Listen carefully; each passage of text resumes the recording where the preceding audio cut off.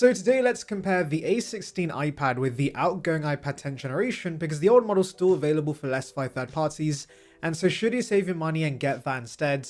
Also for those currently using the 10th generation iPads, should you upgrade to the new base iPads? Well, in this video, let's answer both these questions. Beginning with the design, these iPads look identical, which is not exactly a surprise because the iPad 10 was a huge refresh for the base model, and so now expect Apple to recycle the same design for another 5 years.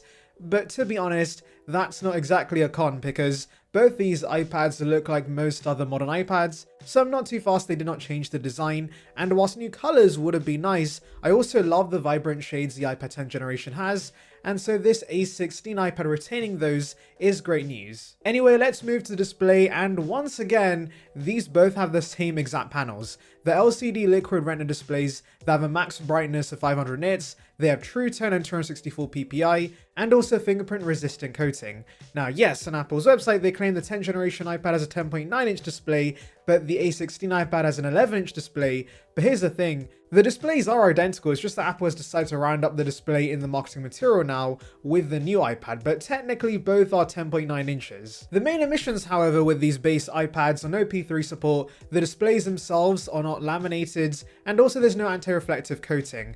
Now I'm assuming out of those omissions, most are probably bothered by the fact these displays are not laminated, and I admit, this did suck with older base iPads with the home button design. It definitely was something you could pick up on when using it. However, with this new design, Apple's actually done some magic where it's actually not that noticeable. Now, I'm not going to claim you can't see the air gap at all because if you look for it, it very much is there. But I also usually forget it's there, and it does not stick out like a sore thumb. But the omission that personally bothers me is the lack of an anti-reflective coating, and unfortunately they did not fix this with the A16 iPad. Now I can understand the display not being laminated because ultimately it's cheaper to repair, and that's essential for parents giving these to kids because they managed to break everything, but why leave out the anti-reflective coating, Apple? Considering brightness on these iPads aren't really too high in the first place, if you're in an environment where there's a lot of bright light, aka near a window, these displays kind of become unreadable, not gonna lie. Now applying a screen protector does fix this to an extent,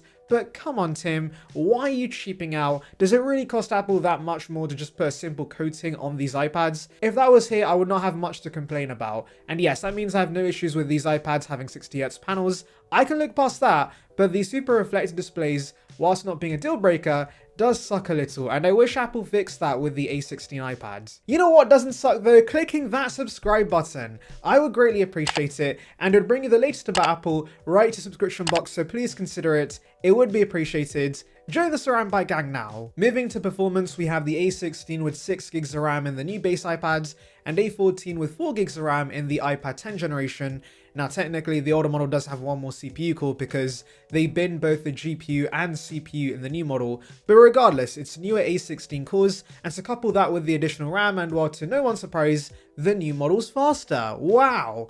But honestly, even with the older A14, the iPad 10th generation still performs very well and is pretty good for regular tablet usage, like checking on social media, browsing the web, emailing, watching TV shows and movies, etc. The A16 in the newer model does allow you to run Final Cut now, and for heavier workflows that faster chipset can come in handy, but most are not editing videos on these base iPads, and so for regular usage, there's not really a big difference. And for students wondering if their workflow is going to benefit from the A16, my brother actually still uses the iPad 9th generation, and he's never had an issue with that, which has the even older A13 chipset and less RAM, so you should be fine with either the 10th gen or the new A16 model. He actually does not even pick up on the air gap when writing with the Apple Pencil, so performance-wise both are still great for students. RAM, you can argue, makes a bigger difference with the newer model because you will notice more apps stay in the background because of 6 gigs of RAM, and obviously a new chipset does mean you're going to get longer software support. Though do remember both these iPads do miss out on a handful of features more expensive iPads offer. So for example,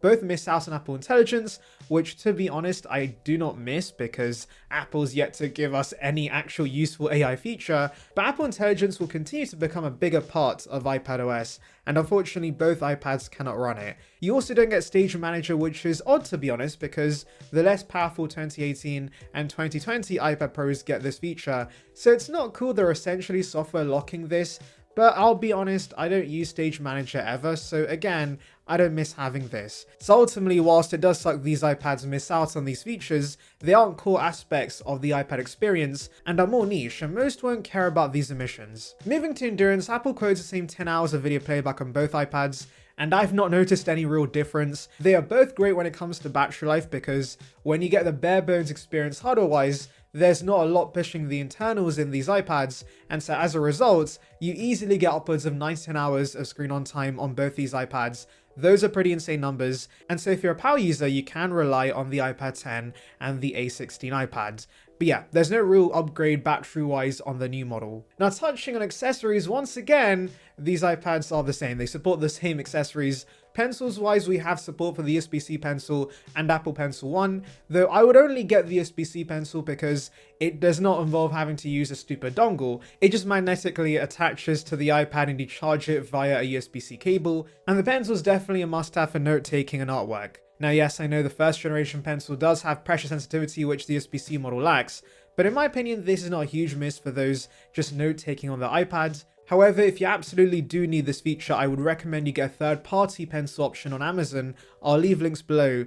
Just whatever you do, don't buy the first generation Apple Pencil. I am, however, a bit disappointed the keyboard situation did not change with the new base iPads. So both models support the Magic Keyboard Folio, which has a stupid stand I'm not a fan of and is also still $249, which makes no sense considering the actual iPad A16 retails for $349 and you can find the iPad 10 for as low as $269. So I would ultimately go with what Logitech offers for less, but I do wish the new A16 iPads just straight up had Magic Keyboard support.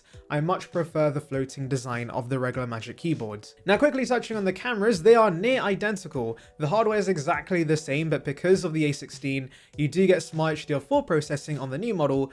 But let's be honest, who actually cares about that? Are you that dude at birthday parties with your ginormous iPad? I hope not. And so when it comes to scanning documents, which is what most people do with iPad cameras, they both do the job perfectly fine, and the landscape front-facing camera also is very nice on both iPads. Center stage is pretty awesome too, and they both shoot 4K video if you care about that for some reason.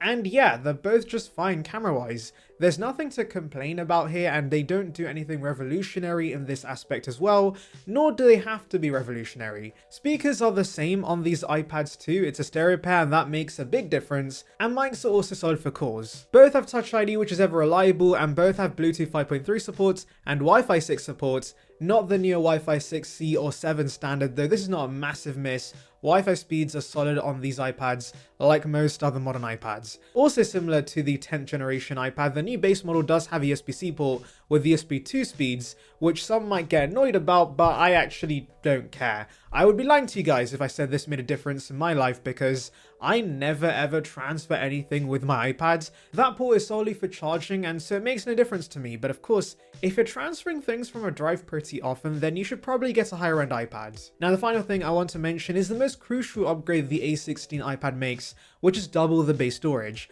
Finally, 64 gig iPads are dead, and you now get a max of 112 gigs of storage, so thank you Apple for catching up with the times, and also not increasing the price as a result of the storage upgrades. Also, if you wanted more storage, the jump to 256 gigs is now $100 instead of $150, which was the case with the iPad 10th generation. Quick footnote, the base iPad is now eSIM only if you go for the cellular version. The outgoing model did offer a physical SIM card slot. And that's everything, guys. So answering the first question, if you're cross-shopping between these iPads, which should you get? Well, the A16 iPad is not a revolutionary upgrade. In fact, for most of the video I've been saying these are very similar. But here's the thing, the new base iPad did not get a price increase. It's still $349 and can already be found for less on Amazon, and so I would just spend the extra on the A16 model. Now the iPad 10 has been discounted to $269, and that's not a bad price at all. You could probably also find it for even less on the used and refurbished market, but I think the fact we get double the base storage on the new model does make it better value.